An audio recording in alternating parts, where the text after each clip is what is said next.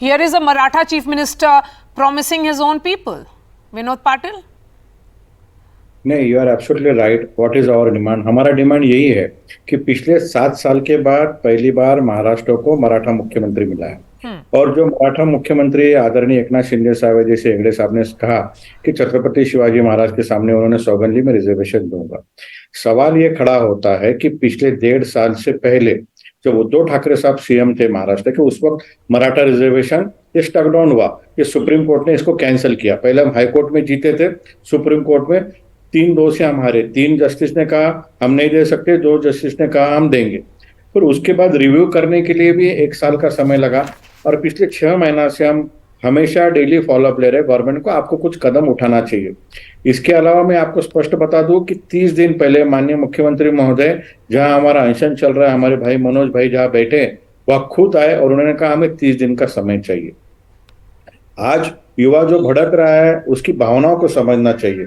पहले अभी पृथ्वीराज चौहान साहब का मैं सुन रहा था, उनके समय मिला वो मुंबई हाईकोर्ट में कैंसिल हुआ. फडणवीस साहब के समय मिला वो मुंबई हाईकोर्ट में टिका, दिल्ली सुप्रीम कोर्ट में कैंसिल हुआ. और अभी हमारे रिजर्वेशन को लेकर कोई बात नहीं होती.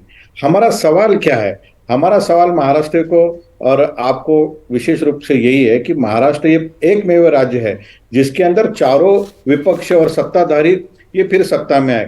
पहली बार जब देवेंद्र फडणवीस जी और अजित पवार साहब सत्ता में आए तो वहां पे शरद पवार साहब और उद्धव ठाकरे साहब सुप्रीम कोर्ट गए, उन्होंने उनका डिस्क्वालिफिकेशन किया. पहली बार बिजनेस में हस्तक्षेप किया सुप्रीम कोर्ट ने, उन्होंने इस्तीफा दिया. फिर एकनाथ शिंदे साहब जब सत्ता में आए उनको पार्टी मिली, उनको सिंबल मिला.